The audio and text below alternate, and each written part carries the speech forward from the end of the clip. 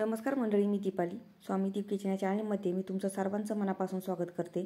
मंडळी, आज ना मी पांढरी शुभ्र जाळीदार घावणे आणि घावण्यासोबत खाण्यासाठी चटणी करणार आहे.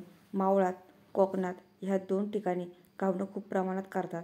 ह्या दोन भागाची स्पेशालिटी म्हटलं तरी चालेल. घावणी फक्त चटणीसोबत चांगली लागतात असं नाही, चहासोबत आणि नॉनव्हेजसोबत सुद्धा खायला चांगली लागतात. मंडळी, आजची घावण्याची आणि चटणीची रेसिपी आवडली तर हा व्हिडिओ तुमच्या फ्रेंड्स आणि रिलेटिव्हला शेअर करा. चला तर मग मंडळी, रेसिपीला सुरुवात करूया. सुरुवातीला मी चटणी करून घेते. इथे मी चटणीसाठी 2 चमचे भाजलेले शेंगदाणे घेतले आहे, 1 चमचा फुटाण्याची डाळ घेतली आहे, अर्धा लिंबू, थोडीशी साखर, थोडीशी कोथिंबीर, थोडासा पुदिना, 1 तुकडा खोबऱ्याचा पातळ कापून घेतला आहे, 7 ते 8 लसूण पाकळ्या, 4 ते 5 हिरव्या मिरच्या, वरून फोडणीसाठी 4 ते 5 कढीपत्त्याची पाने, 1 बेडगी मिरची 2 भागात डिवाइड केली आहे, 1 चमचा मोहरी आणि अर्धा चमचा हिंग. आता वाटणाचं साहित्य मिक्सरच्या भांड्यात घालून घेते. चटणी वाटताना पाण्याचा वापर कमी करायचा, पण चटणी बारीक वाटून घ्यायची. वाटलं तर 2 ते 3 चमचे पाणी घाला, पण भसरट वाटायची नाही. छान अशी बारीक पेस्ट करून घ्यायची. अर्धा चमचा मीठ घातलं आहे. आता झाकण लावते आणि बारीक चटणी वाटून घेते. हे पहा, एवढी बारीक चटणी वाटून घ्यायची आहे. आता चटणी एका भांड्यात काढून घेते. मिक्सरच्या भांड्यात थोडीफार चटणी उरली आहे, म्हणून 2 ते 3 चमचे पाणी भांड्यात घालते आणि भांडं धुवून ते पाणी चटणीत घालते. आता पाणी चमच्याने चटणीत एकत्र करून घेते, म्हणजे चटणी चांगली मीडियम पातळ होईल. हे पहा, चटणी एवढी थिक ठेवली आहे. इथे मी चटणीला फोडणी देण्यासाठी 1.5 चमचा तडका पॅनमध्ये तेल गरम करून घेतलं आहे. त्यामध्ये मोहरी, कढीपत्ता, बेडगी मिरची आणि हिंग घालून घेते आणि चटणीवर फोडणी घालते. आता सर्व फोडणी चटणीमध्ये एकत्र करून घेते. आता चटणीवर झाकण ठेवते. इथे आपली चटणी झाली आहे. आता घावणं करून घेते. इथे मी 1 कप रेशनच्या तांदळाचं पीठ घेतलं आहे. तुम्हाला किती घावणी करायची आहे त्यानुसार पिठाचं प्रमाण घेऊ शकता. इथे मी सुरुवातीला 1 कप पाणी घालून घेते. घावण्यासाठी बॅटर एकदम पातळ करायचं. आता अर्धा चमचा मीठ घालून घेतलं आहे. मीठ मात्र चवीनुसार घ्यायचं. आता मिक्सरने बॅटर फेटून घेते. हे पहा, बॅटर खूप दाटसर आहे. अजून अर्धा कप पाणी घालते आणि बॅटर फेटून घेते. तरीसुद्धा बॅटर मला दाटसर वाटत आहे. अजून अर्धा कप पाणी घालून घेते आणि चांगलं फेटून घेते. पातळ बॅटर का करायचं मी पुढे सांगते. हे पहा, बॅटरची कंटेन्सी एवढी ठेवायची. इथे मला 1 कप तांदळाच्या पिठासाठी 2 कप पाणी लागलेलं आहे. इथे मी अर्धा कांदा कापून घेतला आहे तव्याला तेल लावण्यासाठी, त्यामुळे तेल पण जास्त जात नाही आणि घावणी खाली चिकटत नाही. कांद्याला असा मी दाखवते त्याप्रमाणे काटा चमचा लावून घ्यायचा, नाहीतर सुरीला किंवा पोहे खायच्या चमच्याचा दांडा कांद्याला लावायचा, म्हणजे तेल व्यवस्थित लावायला येतं. इथे मी घावणं करण्यासाठी काईलचा वापर न करता नॉनस्टिकच्या तव्याचा वापर करते. तुमच्याकडे काईल असेल तर उत्तमच, पण काईल नसेल तर काय करायचं, माझ्यासारखा नॉनस्टिकच्या तव्याचा वापर करा. तव्यावर सुद्धा छान घावणं करायला येतं. तवा मी मीडियम आचेवर गरम करून घेतला आहे. तव्याला कांद्याने तेल लावून घेते आणि बॅटर तव्यावर पसरवून घेते. बॅटर पसरवताना सुरुवात कडेने करायची, म्हणजे घावणं मध्ये करपत नाही आणि घावण्याच्या कडा लवकर तवा सोडतात. इथे माझं बॅटर घालून झालं आहे. आता तव्यावर झाकण ठेवते, त्यामुळे घावण्याला वाफ बसेल आणि घावणं लवकर कडा सोडेल. 5 मिनिट झाकण ठेवायचं. गॅसची आच लो करायची. इथे 5 मिनिट झालं आहे. आता तव्यावरचं झाकण काढून घेते.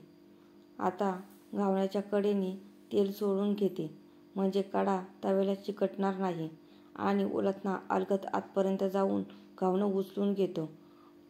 पहिलं घावणं दोन्ही बाजूने मी भाजणार आहे. घावणं खरं तर एकाच बाजूने भाजतात, 2 बाजूने भाजत नाही. पण घावणं दोन्ही बाजूने भाजलं की घावणं एकमेकांना चिकटत नाही आणि व्यवस्थित गाड्या मोकळ्या करायला येतात आणि मोकळे करताना घावणं तुटत नाही. इथे पहिलं घावणं करून झालं आहे. आता ते मी एका जाळीवर काढून घेते. आता दुसरं घावणं करून घेते.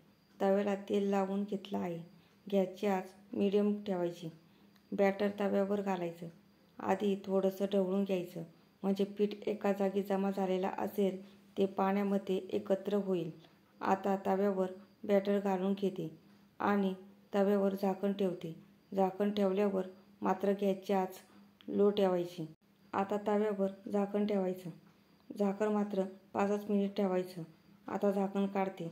हे पहा, घावण्याने कडा कशा सोडल्या आहे. तव्यावरचं झाकण काढलं की लगेचच गॅसची आच मीडियम करायची, म्हणजे घावणं वरून लगेच कोरडं फडफडीत होतं. आणि कोरडं झालं की घावणं आपल्याला व्यवस्थित ते उलटता येतं. आपल्याला उलटून तर घ्यायचं नाही, कारण एक मी घावणं पलटून तुम्हाला भाजून दाखवलेलं आहे आणि हे घावणं फक्त एकाच बाजूने मी भाजलेलं आहे. ह्याच पद्धतीने मी आता सगळी घावणी करून घेणार आहे. बघा मंडळी, घावणं करणं किती सोपं आहे. लहान मुलं म्हटलं तरी पटकन करेल. घावणं करण्यासाठी काही टिप्स देते. पहिली म्हणजे घावण्यासाठी तांदूळ चिकट वापरायचं नाही, म्हणजे इंद्रायणी तांदूळ आणि कोरडं फडफडीतही तांदूळ वापरायचं नाही, म्हणजे कोलम किंवा बासमती तांदूळ. इंद्रायणी तांदूळ चिकट असल्यामुळे घावणं तव्याला चिकटून राहतं आणि कोलम किंवा बासमती तांदूळ वापरल्यामुळे घावण्याला चिरा पडतात आणि घावणं मोडलं जातं. म्हणून घावण्यासाठी रेशनचं तांदूळ वापरायचं. घावणं पटकन काढा सोडतं आणि पटकन काढता येतं. घावण्यासाठी तांदळाचं पीठ करण्यासाठी तांदूळ धुवून घ्यायचं, चाळणीत पाणी निथळून घ्यायचं, रात्रभर फॅनखाली एका कापडावर तांदूळ पसरवून घ्यायचं. सकाळी तांदळावर हात फिरवला की तांदूळ हाताला चिकटत नाही. मग तांदूळ गिरणीतून दळून आणायचं. एवढी सोपी प्रोसेस आहे घावण्याचं पीठ करण्यासाठी. हे पहा मंडळी, मगाशी मी म्हटले होते की बॅटर पातळ का करायचं. तव्यावरचं घावणं बघा, थोडंसं बॅटर दाटसर मी घातलं होतं. पीठ बघा कसं वर दिसत आहे आणि घावण्याला चिराही किती पाडल्या आहे. म्हणून बॅटर पातळ ठेवायचं. घावणी करत करत आलो की बॅटर दाटसर होतं. थोडंसं पाणी घालायचं आणि बॅटर पातळ करायचं, म्हणजे घावण्याला जाळीही छान पडते आणि घावणं आतल्या बाजूने घडी घातल्यावर एकमेकांना चिकटतही नाही. घावणं बघा मंडळी, एकमेकांना अजिबात अजून चिकटलेलं नाही. कसे जाळीदार तयार झालेले आहेत. अशी घावणी तयार झाली पाहिजे. घावणी मी चटणीसोबत सर्व केलेली आहे.